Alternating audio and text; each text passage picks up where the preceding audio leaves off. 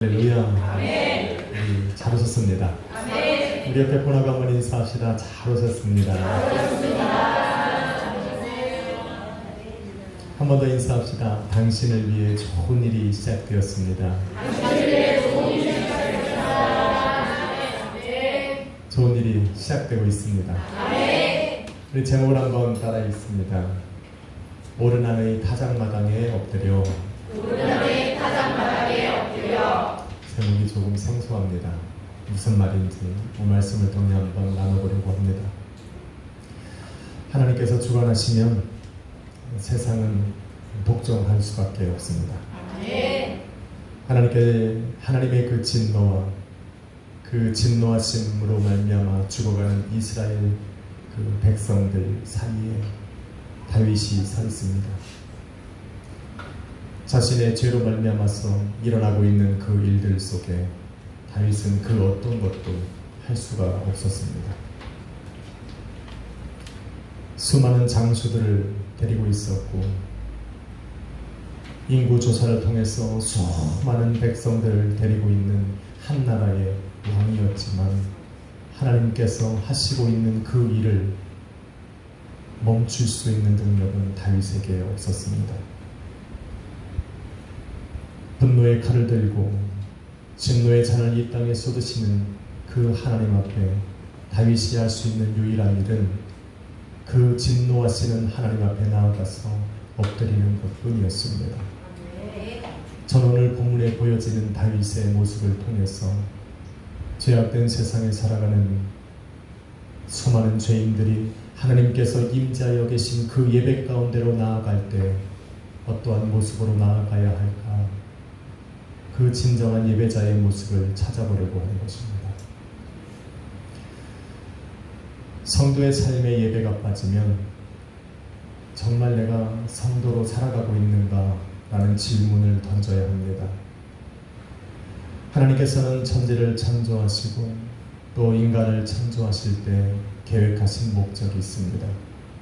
그것은 바로 그 사람들로 하여금 찬양과 경배를 받으시는 겁니다. 그러한 목적이 이루어지는 그 시간과 장소가 바로 예배라는 것입니다. 그렇기 때문에 성도의 삶에 예배가 빠지면 성도란 말할 수 없고 그 예배 속에서 승리하는 성도들이야말로 진정한 인생의 삶의 목적을 이루며 살아가고 있다고 말할 수 있는 겁니다. 성경 안에는 온전한 예배를 드림으로 인생의 변화를 체험한 사람들을 열거하고 있습니다. 아담과 하와의 범죄함으로 말미암아서 그 땅에 가시와 엉겅퀴가 나는 그 땅에서 하나님 앞에 온전한 제단을 쌓고 예배를 드렸던 아벨의 제사가 바로 그렇습니다. 형 에서의 칼을 피해서 아무도 없는 그 황무한 광야를 지날 때에 그 베델에서 돌단을 쌓고 그 여호와 하나님 앞에 예배를 드렸던 야곱의 예배가 그렇습니다. 자기가 정말 아끼고 사랑했던 독자 이삭을 하나님 앞에 번제대의 제물로 드렸던 그 아브라함의 제사가 그렇고 자기의 전 재산인 그 두 렙돈을 하나님 앞에 내어놓고 예배를 드렸던 어느 한 과부의 예배가 그렇습니다. 죽으면 죽을 것이라 대단한 결단으로 하나님 앞에 자기의 생명을 내려놨던 에스더의 예배가 바로 그렇습니다. 하나님께서 받으시는 예배는 빈부의 차별이 없습니다. 하나님 앞에 아름다운 성전을 지어놓고 그 앞에 엎드렸던 솔로몬 왕의 예배를 받으시기도 하고 정말 천하디천한 저 과부의 정말 보잘것없는 그 두 렙돈의 예배를 우리 하나님께서는 받으실 수 있는 분입니다. 그러기에 하나님께 나아가는 예배는 크고 작음이 중요한 것이 아니라 예배 가운데 나와 있는 그 예배자의 신령과 진정함으로 판가름 나고 있는 겁니다. 이 시간 저와 여러분이 드리는 예배가 그러리라 믿습니다. 한번 인사합시다. 당신의 예배가 그렇습니다. 할렐루야. 하나님께서는 받으시는 그 예배를 통해서 말씀하여 주셨어. 예배 가운데로 나와서 그 하나님을 찾고 부르짖는 사람들에게 그 인생의 해답을 주시고 말씀을 주셔서 하나님께서 원하시는 길로 그들의 삶을 인도해 가시는 것입니다. 그래서 예배가 중요한 겁니다. 오늘 이 시간에도 예수 그리스도의 이름으로 모여서 수많은 사람들이 예배를 드립니다. 수많은 곳에서 드려지는 찬양과 경배의 소리가 아마 온 땅을 울리고 있는 시간일 겁니다. 그 모든 예배가 하나님께서 기뻐 받으시는 예배가 되기 위해서는 몇 가지 필수적으로 있어야 되는 조건들이 있습니다. 다윗은 그것이 무엇인지를 본문을 통해서 알려주고 있는 겁니다. 첫 번째는 예배의 대상을 분명히 해야 합니다. 세상에는 자기가 하나님이 되어서 예배의 주인이 된 사람들이 많이 있습니다. 여러분이 잘 알고 있는 신천지나 하나님의 교회나 또 여호와의 증인이나 통일교나 몰몬교나 그 외에 알려지지 않은 수많은 이단들이 하나님이 받으셔야 할 찬양과 경배를 예배 가운데에 자기 스스로 취하는 것들을 볼 수가 있습니다. 이들을 섬기는 사람들은 아마 저와 여러분보다 더 간절할 겁니다. 더 열심을 낼 겁니다. 자신들의 전 재산을 바치고 자기의 일생을 바쳐서 그들에게 헌신하고 찬양하고 경배할 겁니다. 그럼에도 불구하고 그들의 예배가 부가치한 것은 예배를 받는 대상이 틀리기 때문에 그렇습니다. 하나님께서는 인간의 노력과 열심으로 예배를 판단하시는 분이요, 하나님께서 받으시는 예배, 하나님께서 기억하시는 예배는 하나님 당신이 주인 되시는 예배여야 합니다. 그 예배가 아니면 안 됩니다. 하나님께서는 이사야 선지자를 통해서 단호하게 말씀하시기를 나는 나의 찬송과 영광을 다른 자에게 빼앗기지 않을 것이라고 말씀하셨습니다. 여러분 신명기 5장 8절로 9절에 보면 너희는 하늘에 있는 것과 저 아래 땅에 있는 것과 바다에 있는 것과 그 어떤 것으로도 형상을 만들어 그것에게 절하며 그것들을 섬기고 경배하지 말라고 경고하셨습니다. 한 걸음 더 나아가서 신명기 17장 3절에 보면 너희는 내가 명령하지 아니한 이런 성신을 너희의 신처럼 섬기지 말라고 단호하게 말씀하셨습니다. 그리고 보면 우리는 과거에 남녀 혼인교처럼 물을 떠다 놓고 보름달이 뜨기만 하면 그 앞에 장독대 앞에 나가서 무릎을 꿇고 간절하게 기도하던 그런 죄악된 삶을 살아왔던 민족이었습니다. 하나님께서 그런 민족에게 예수 그리스도의 십자가의 보혈을 주사 구원하셨다는 것은 엄청난 은혜입니다. 그 은혜 때문에 이 시간에 저와 여러분이 예수 그리스도를 주인 삼아 예배를 드리고 있는 겁니다. 그러니 감사해야 합니다. 여러분 느헤미야 9장 6절에 보면 하나님께서는 말씀하시기를 하늘의 천군 천사들을 비롯하여서 하나님께서 창조하신 모든 피조 세계에 찬양을 받으실 분은 우리 하나님 한 분이라고 말씀하고 계십니다. 할렐루야. 그러게 이 땅에 드려지는 모든 찬양과 경배와 예배는 우리 하나님만이 받으셔야 합니다.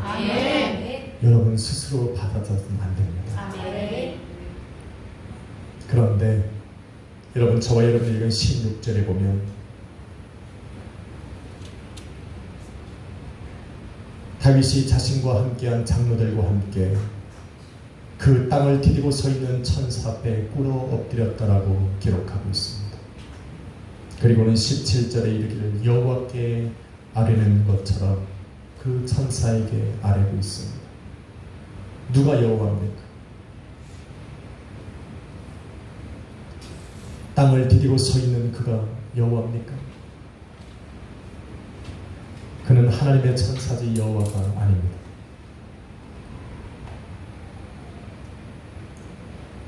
하나님의 형상이 없으신 분입니다.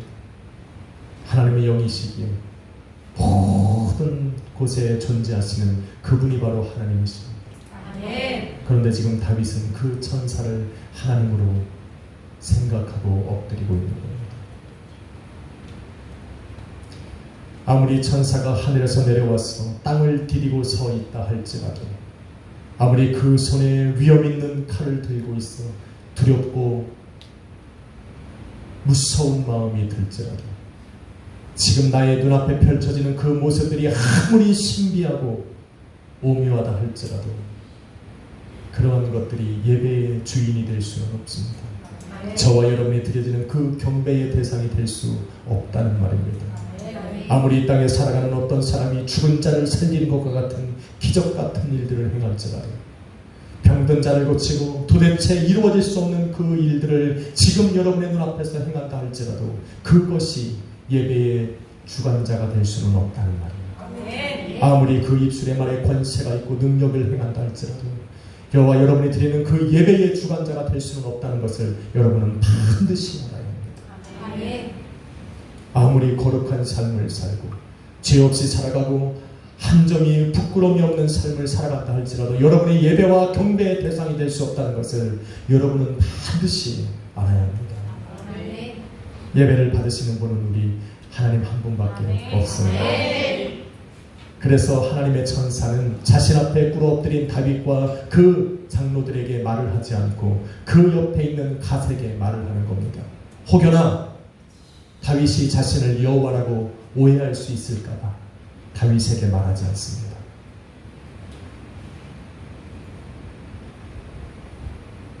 여러분의 예배의 주인은 예수 그리스도 한 분이십니다. 아멘. 기억해. 아멘.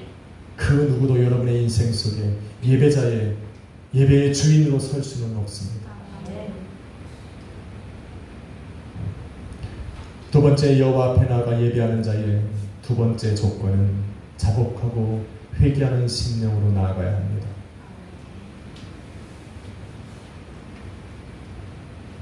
우리 옆에 분하고 인사하십시오. 당신은 좋은 것을 회개하셔야 됩니다. 지금 이 중요한 예배에 대해서 설교하는데 눈을 감고 묵상하고 있으면 어떡합니까? 회개해야 됩니다. 내가 뭐를 회개할까 고민하지 마세요. 지금 졸고 있는 거 회개하시면 됩니다.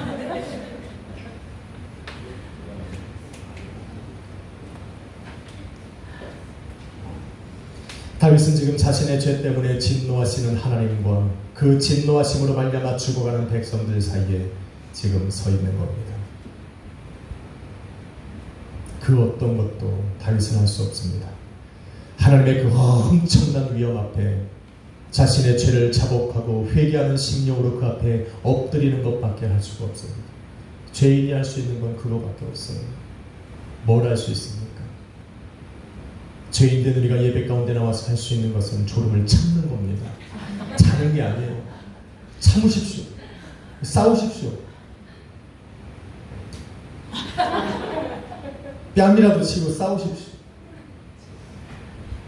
여러분 자리에 제가 바늘 하나씩 놔야 됩니까? 허벅지를 찔러가면서 인내하던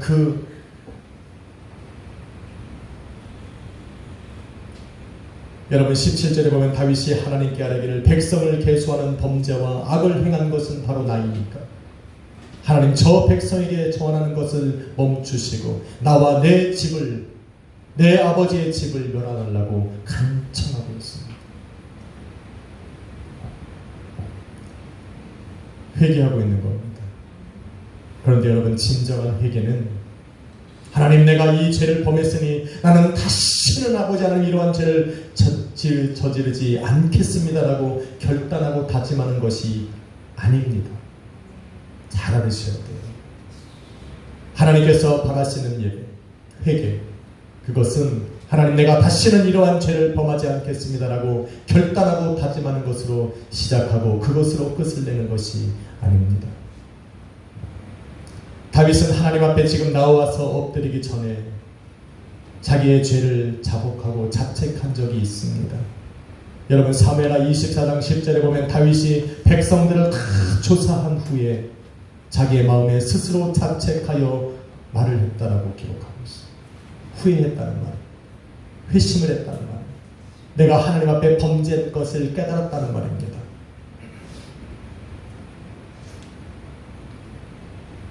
자기 스스로 죄를 자책하고 내가 다시는 이러한 죄를 범하지 않겠다라고 결단하고 다짐하는 것이 죄의 문제를 해결하는 해답이 아니라는 얘기입니다.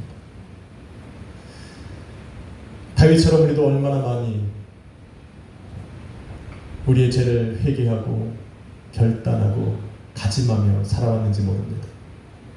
그럼에도 불구하고 또 같은 죄를 범하고 반복하여 죄 가운데 쓰러지는 자신의 모습 속에 지쳐가고 있는지 모릅니다.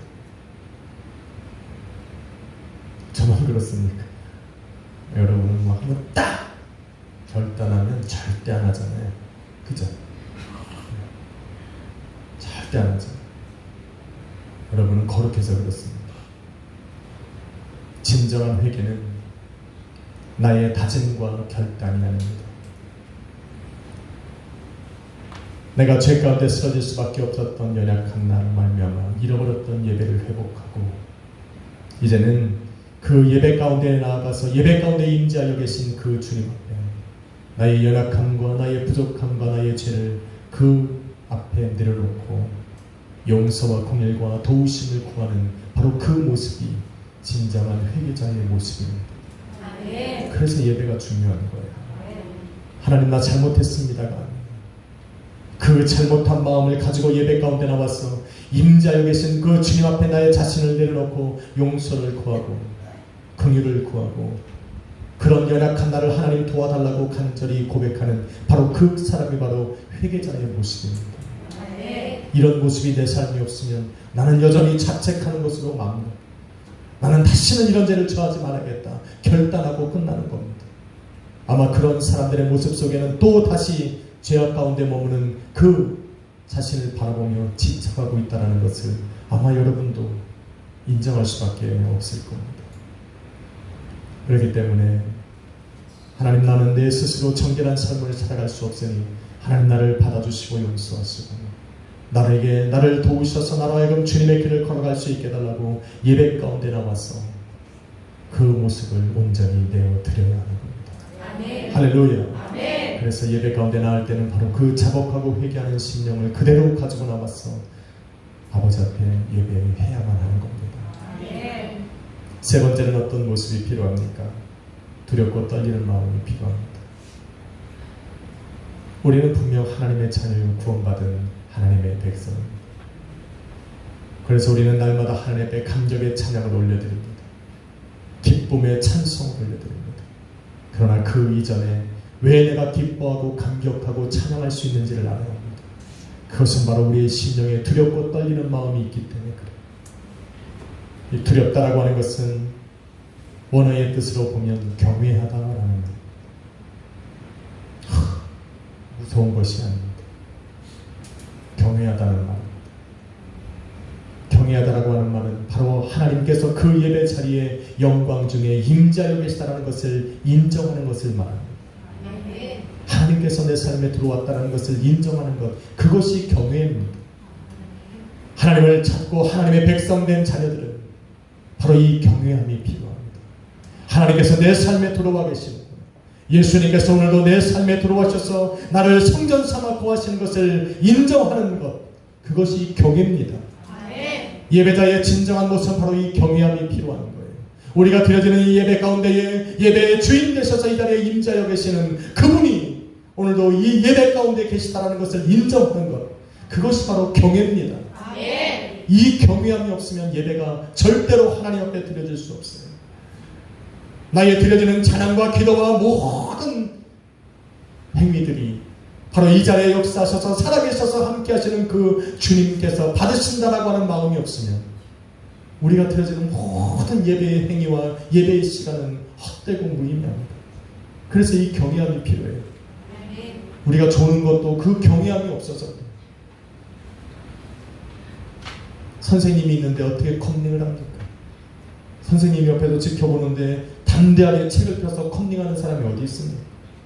주인이 옆에서 보고 있는 것을 뻔히 하는데 도둑질하는 사람이 어디 있습니까? 부모님이 옆에 있는데 나쁜 짓을 하는 자녀들은 없습니다. 하나님이 나와 함께 하시고 나와 함께 하시고 예배 가운데 함께 하시다는 것을 알고 경외하는 그 사람들에게는 진정한 예배의 모습이 나올 수밖에 없는 겁니다. 그래서 예배자의 세 번째 조건은 그 여호와 하나님을 두려워해야 돼요. 여호와께서 예배를 주관하시고 함께 하시고 임재하여 계시다는 것을 알고 깨닫고 인정하는 것, 그것이 바로 필요하다는 겁니다. 그런데 본문에 보니까 그 손에 칼을 들고 서 있는 천사를 바라본 오르남과 그 4명의 아들들은 그 앞에서 숨어버립니다. 왜 숨습니까? 두렵고 무서워서 숨어버립니다. 이들의 모습은 아마도 죄인된 모습으로 살아가는 이 땅의 사람들의 모습일 수 있고, 때로는 죄 가운데에 하나님의 앞에 부끄러워서 하나님의 낯을 피해 숨어버리는 저와 여러분의 모습과도 같습니다. 하나님 앞에 범죄했던 아담과 하와는 자신들을 부르는 그 여호와의 음성 앞에서 숨어버립니다. 두렵습니다. 하나님이 계시는 것을 알기 때문에 두렵습니다.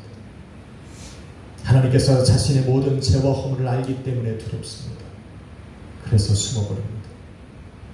요한복음에 보면 세상의 빛으로 생명의 빛으로 오신 예수 그리스도를 세상은 어둠으로 피해버립니다. 빛이 다가오니 자신의 모든 죄와 허물들이 드러나기 때문에 그렇습니다. 두려운 것입니다.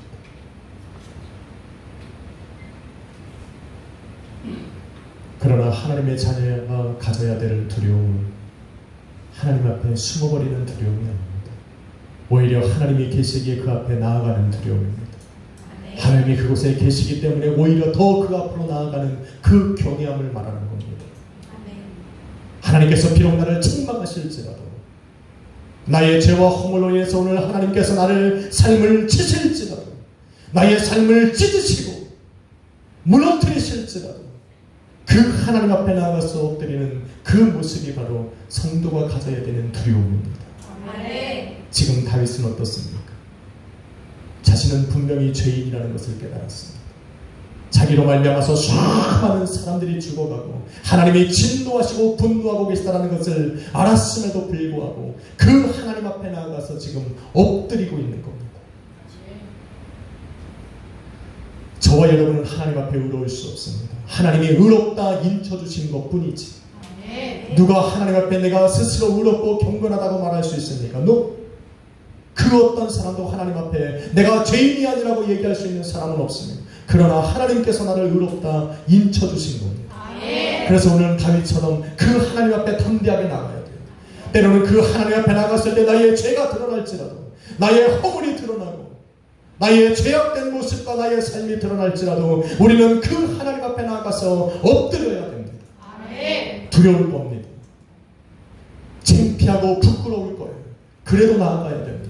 왜? 하나님의 자녀니까. 그 하나님 앞에 나아가야 내가 지금 가지고 있는 이 죄의 문제를 해결할 수 있으니까, 죄로 말미암아서 무너졌던 나의 삶을 다시 일으켜 세울 수 있으니까 나는 그 하나님 앞에 나아가야 합니다. 여러분 18절에 보니까 여호와의 천사가 가세에게 명령했습니다. 두려움을 무릅쓰고 그 하나님 앞에 엎드린 그 다윗에게 드디어 하나님께서 말씀하여 주는 겁니다.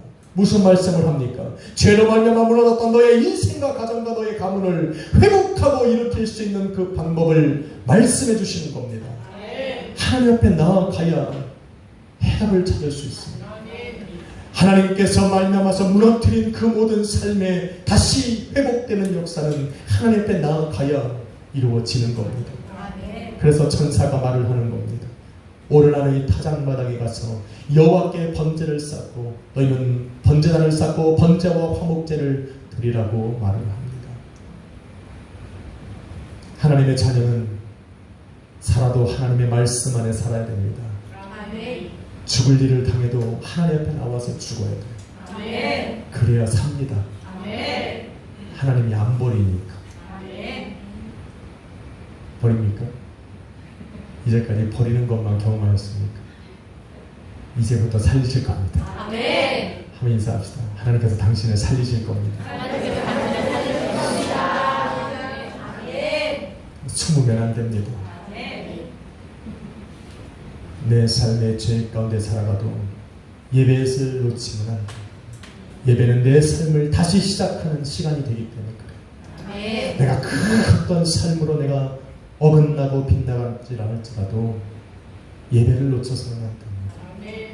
예배는 마치 그 구워졌던 내 삶을 다시 온전하게 피는 것처럼 내 삶을 다시 바로잡는 시작이 될 수 있으니 예배를 포기해서는 안 됩니다. 저는 선교를 다녀오면서 아이들한테 기대하는 것이 있습니다.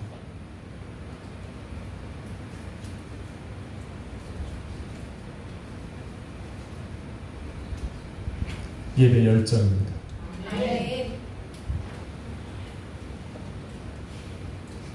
지금 보니까 열정을 가지고 자고 있습니다. 사명감으로 주무시는 것 같아요.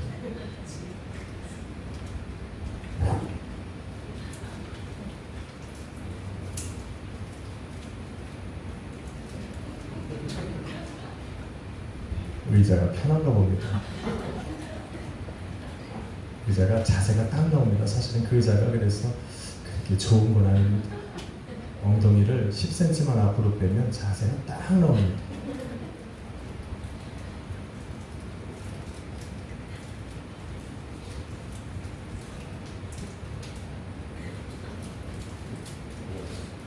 드디어 말똥말똥해졌습니다.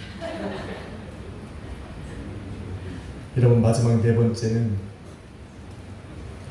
하나님께서 임재하신 예배 가운데로 나아가는 예배자는 자기 희생을 드려야 합니다.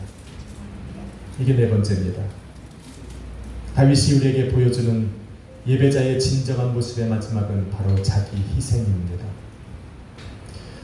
여러분, 성경에 바라보면 오르나는 자신 앞에 나와서 하나님 앞에 번제단을 쌓으려고 하는 다윗에게 자기의 타작마당을 줍니다. 타작하는 기계와 그 모든 소와 밀을 들여서 그 하나님 앞에 번제와 화목제를 드리라고 합니다. 그런데 다윗이 뭐라고 말합니까? 21장 24절에 보니 나는 값없이 번제를 드리지 않을 것이라고 말합니다. 바로 자기 희생을 말하는 겁니다.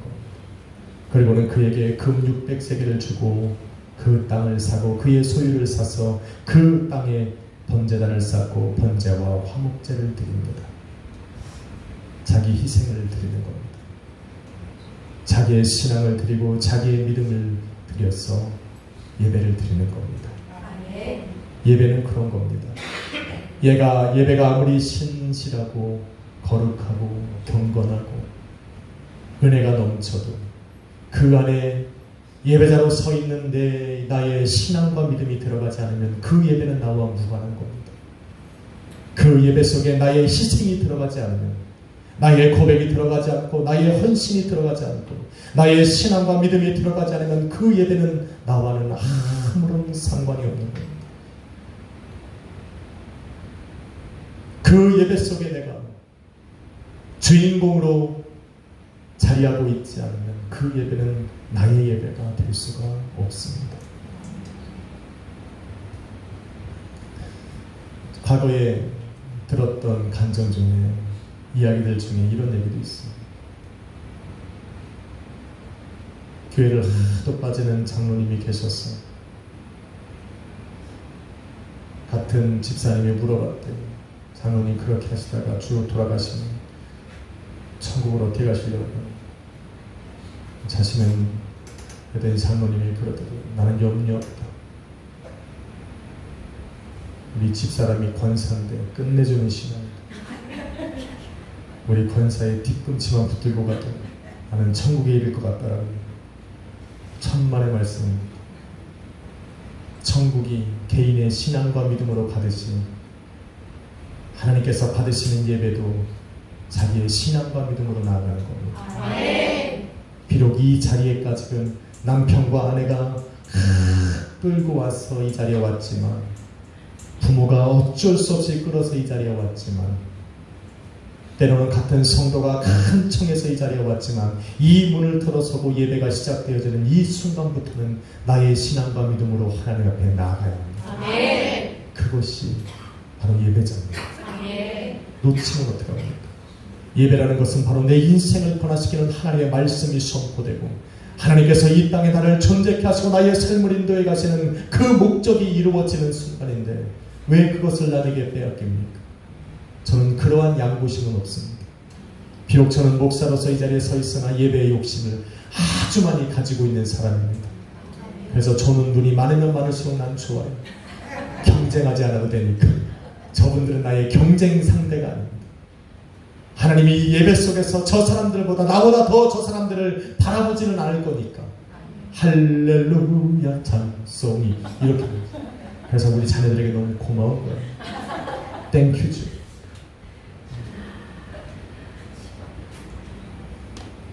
생각과 마음이 딴 데가 있는 분들도 저는 땡큐입니다. 왜? 나를 주인공으로 만들어주는 분들이에요. 하나님께서 이 예배를 오늘도 이 자리에서 바라보고 계실 때 저는 제가 주인공이 되고 싶은 마음이 있습니다. 욕심쟁입니까? 여러분도 주인공이 될 수 있습니다. 저는 막지 않습니다. 근데 가끔은 제가 여기서 질투할 정도로 저를 뚫어지게 쳐다보면서 예배를 드리시는 분들을 보면 경쟁심이 불타고 그분이 주인공이니까.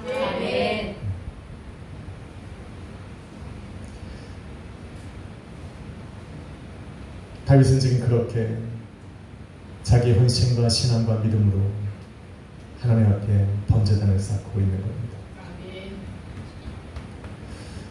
지금 이렇게 예배하고 말씀을 드리는 것이 여러분의 삶에 적용이 됩니까? 남 얘기하는 것 같지는 않습니까?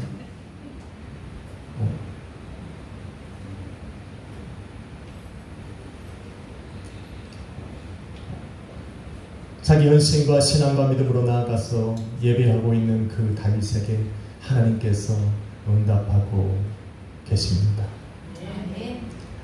26절로 27절에 보니 다윗이 거기서 여호와께 아뢰니 그래서 제단을 쌓고 번제와 화목제를 드릴 때에 하나님께서 하늘로부터 불을 내려 그 말씀으로 역사하셨습니다.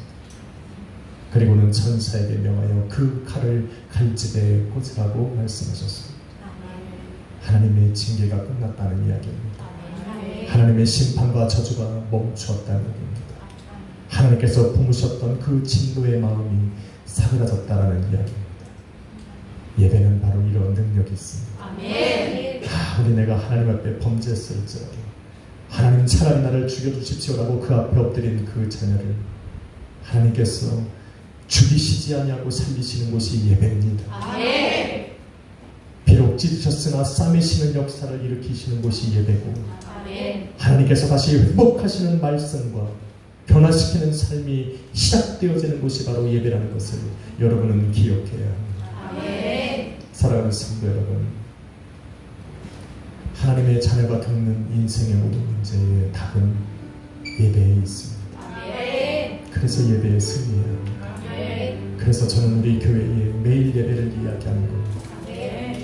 오늘도 나를 치셨으나 나를 싸매시고 다시 나를 회복시킬 수 있는 그 하나님 앞에 비록 나의 심령은 죄인이기에 두렵고 떨리지만 오늘도 십자가에서 나를 위해 죽으신 예수 그리스도의 십자가의 보혈의 공로를 붙들고 저는 그 앞에 나아가는 겁니다. 그래야 하니까, 그래야 나를 살리시니까, 그래야 나를 기억하시고 말씀으로 나를 다시 회복시키시니까 저는 그렇게 나아갑니다. 저는 오늘도 예수 그리스도의 십자가에 그 보혈과 피를 살을 여러분과 함께 나누며 그 하나님 앞에 나아가려고 합니다. 그래서 하나님께서 회복시키시고자 했던 그 계획을 시작하실 수 있도록 무너졌던 저와 여러분의 모든 삶과 교회의 모든 일들을 하나님께서 다시 시작하실 수 있도록 저는 그 앞에 나아가려고 합니다. 함께 나아갑시다. 그래서 용서와 긍휼과 그 하나님의 사랑으로 오늘도 마음껏 감격하고 또 찬양하며 나아갑시다. 기도하겠습니다.